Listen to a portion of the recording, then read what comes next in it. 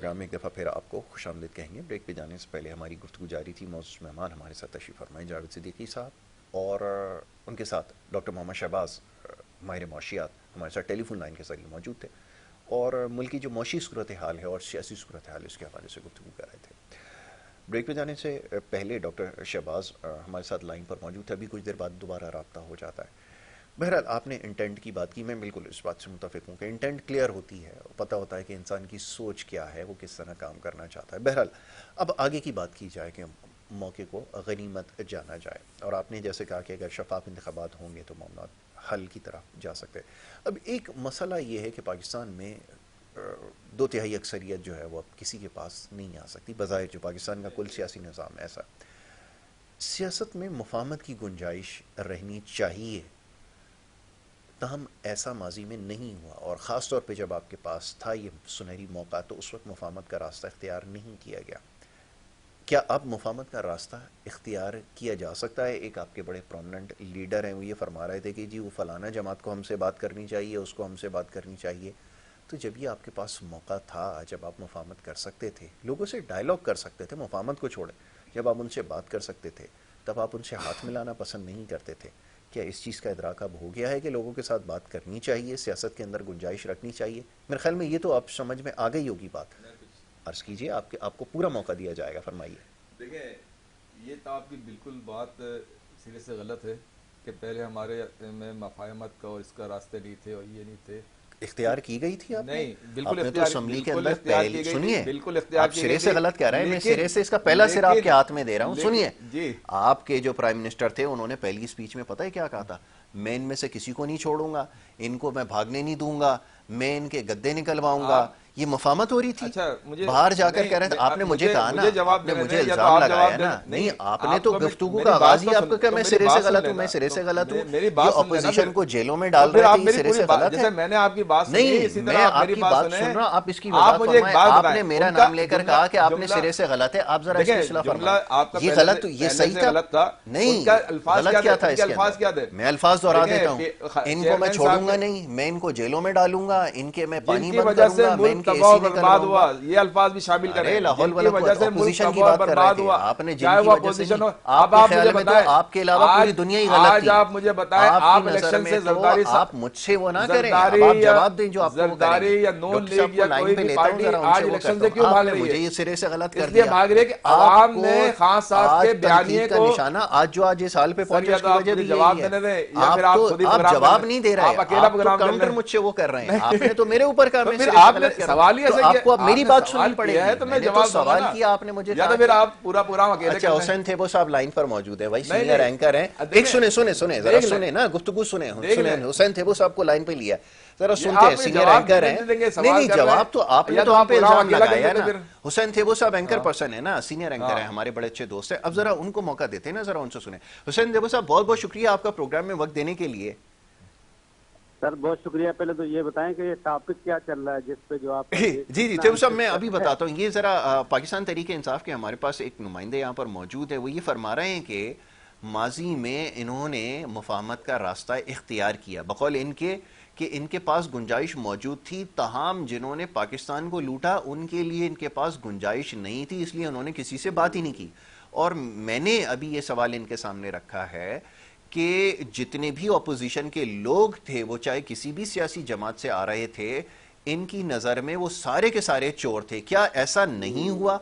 क्या मैं ये बात गलत कह रहा हूं? जैसे मैंने इनको कहा कि आपकी नज़र में ये कह रहे हैं जी उनके लिए बात थी, अपोजिशन के लिए नहीं थी। ये बात किस हद तक दुरुस्त है? थे वो सब, जरा मैं चाहूंगा इस पर रोशनी आप ये डालिए। जी, ये आपके मेहमान का नाम क्या है? ये जावेद सिद्दीकी नाम है इनका।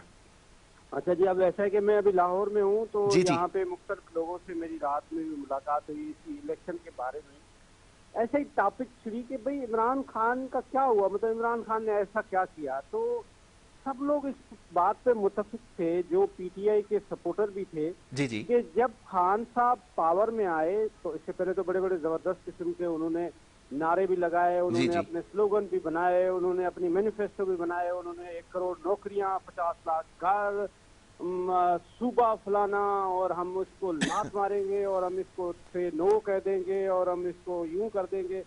लेकिन जब वो आए तो वो रादर देन के अपने मैनिफेस्टो पे काम करे, वो एक ही काम पे लग गए कि मैंने इसको नहीं छोड़ना, ये चोर है, मैंने इसका कंबल उतार देना है, जी। इसकी मैंने एसी हटा देनी है, इसका मैंने बेड निकाल देना है, इसको मैंने जेल में डालना है। उन्होंने सारा वक्त इस पे लगा दिया और उनके जो हमनवा थे उन हमनवा ने मुल्क को लूटने में लग गए, जिसके सारे का सारा जो क्रेडिट जाता है वो खान साहब को ही जाता है। जी।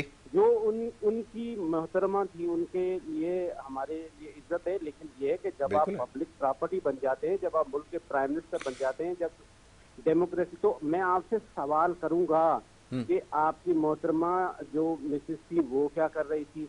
एक सवाल का कोई भी पीटीआई का जो सपोर्टर आज है ना, अगर वो जवाब दे दे तो मैं सारे आर्गुमेंट्स को वापस लेता हूं कि ऐसी कौन सी एबिलिटी थी बुज़दार के अंदर जिसको आपने आधे पाकिस्तान का चीफ मिनिस्टर बना दिया। जी। मतलब ये तो कोई भी पीटीआई का खुद का सपोर्टर ही उसको डिफेंड नहीं कर पा रहा ना कि भाई बिल्कुल।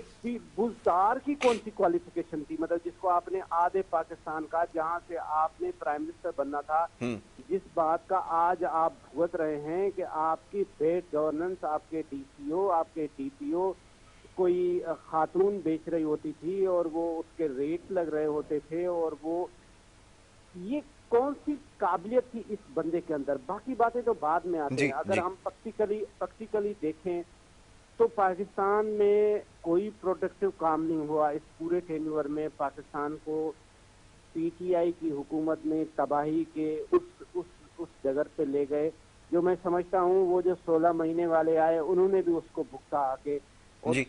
थोड़ा बहुत देन पेंट करने की कोशिश भी की। और आज भी मैं समझता हूँ कि SIFC के अम्ब्रेला के नीचे जो काम हो रहा है वो बहुत अच्छा काम हो रहा है, और उसके तहत हमारे यहाँ सिग्निफिकेंट चेंजेस भी आ रही हैं, जिसमें हमें फॉरेन इन्वेस्टमेंट भी आ रही है, जिसमें हमें खास तौर पे हम एग्रीकल्चर में गए हैं, जो सऊदी अरब से हमें इन्वेस्टमेंट आ रही है। तो इन चीज़ों को कंटिन्यू करना चाहिए रादर देन कि खान साहब की तरह सिर्फ और सिर्फ खाली नारों पे अपनी जिंदगी गुजारनी चाहिए। बिल्कुल ठीक है जी। जावेद साहब आप फरमाइए। थे वो साहब ने कहा देखें पंजाब के अंदर जो कुछ हो रहा था, वो साहब ने जो कहा कि नौकरियों का भी जिक्र किया और मकान का भी जिक्र किया। बुज़दार साहब का तस्करा किया। नहीं बुज़दार सही है, बुज़दार साहब का तस्करा जो देखें, मसला ये है कि एक तो हमारे जो 5 साल का टर्म था वो पूरा नहीं हुआ, ठीक है, 3.5 साल। अच्छा, अपोजिशन ने भी इंतजार किया कि FATF और कोरोना निकल जाए, फिर हम जब ये अमली इक़दामात की तरफ आए तो हम इनकी गवर्नमेंट। अच्छा, और वही हुआ। वरना पहले दिन आपके लिए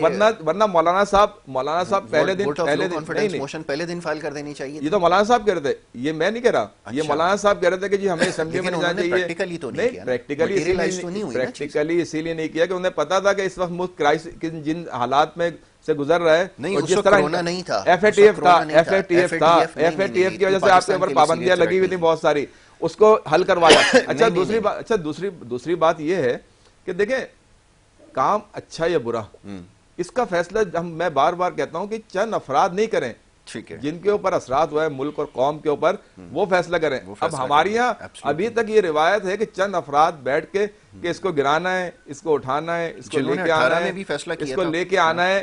तो सर मसला एक मिसाल है, अगर आप ही की बात, तो सर आप शुरुआत सही होने की शुरुआत तो करें, कहां से करेंगे? या यही सारी मतलब 100 साल तक और मजीद इसी तरह मुल्क जो है, आप देखें एशिया में 18 में गलत हुआ था। आप मुझे एक बात बताएं, 1971 से ले लें, चलें 1971 से ले लें या 1947 से ले लें, मुल्क 18 में गलत कहां था? नहीं, बोलते आप मुझे बताएं 1971 में या 1947 में मुल्क की क्या पोजीशन थी और 2018 में मुल्क की क्या पोजीशन थी? मैं आपसे अर्ज कर रहा हूं, आप मुझे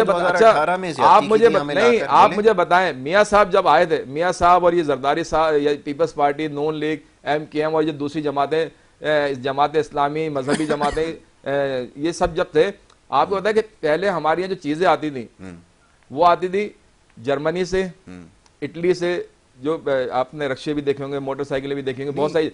सुनने मैं आपको एक तज्जिया पेश कर रहा हूँ, आपने उनका सुना तो मेरे एक तो आप मेरी सुनते नहीं ना पूरी बात, आप बीच में बोलना शुरू कर देते हैं। तो जर्मनी से, इटली से, इधर से हमारी सामान आते थे। फिर उसके बाद हमारे यहाँ जापान से आना शुरू हुआ, सही है। फिर उसके बाद आप देखें कि कोरिया से चीजें आना शुरू हुई, फिर उसके बाद ताइवान से, और आज हम चाइना की, यानी उधर 3 क्वालिटियां बनती है, ABC, C क्वालिटी पे आ गए कैसे आ गए? जब हमने यूरोप का मुकाबला किया था उस वक्त जब पाकिस्तान नया नया बना था, तो सर ये अब आप कहते हैं इनसे मफाहमत कर लें, तो कैसे मफाहमत कर लें? आप मुल्क को लेके कहाँ गए? आप जर्मनी और इटली से आप चाइना की प्रोडक्ट पे आ गए, और वो भी सी क्लास प्रोडक्ट आप उनसे ले रहे हैं।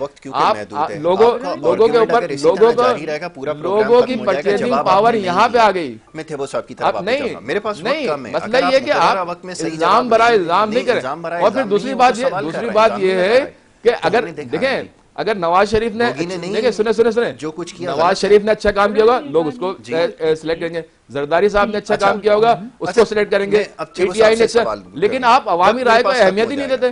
आप तो चंद अफराद बैठ के फैसले करने पे अहमियत देते हैं। तरफ आता हूं। अच्छा, लाइन ड्रॉप हो गई। जी जी, आप अपनी गुफ्तगू जारी रखें। तो आप, मसला ये है कि इसका फैसला वो लोग करें जिनके ऊपर ये असरात हो रहे हैं, जो मुल्क और कौम के जो ये कहना चाहिए कि मेमार है हमारी नई जनरेशन। आज नई जनरेशन मुल्क छोड़ के जा रही है। जी जी, जिनको ये फैसला करना चाहिए कि यासिर साहब आए या कोई दूसरा आए या तीसरा आए, वो मुल्क छोड़ के जा रहे हैं। इन हालात में भी अभी भी आप अपनी वही पुरानी पॉलिसियों पे चल रहे हैं। तो खुदारा आप अपनी पॉलिसियां चेंज करें, अवामी राय को अहमियत दें, ताकि जो बाहर लोग हैं वो भी आगे यहाँ पे इन्वेस्टमेंट करें, ना कि यहाँ की इन्वेस्टमेंट बाहर चली जाए। बिल्कुल ठीक है, बिल्कुल ठीक है। मैं आपकी बात से बिल्कुल मुत्तफिक हूँ। वक्त मेरे पास अब खत्म हो गया जावेद भाई। बहुत सारी और दीगर बातें थी, इंशाल्लाह इसके ऊपर गुफ्तगू आगे जारी रहेगी। इजाज़त यहाँ पर आपसे लेनी होगी, प्रोग्राम का वक्त खत्म हो जाता है। मोहम्मद यासर और हमारी टीम को इजाज़त दीजिए। अल्लाह के बाद।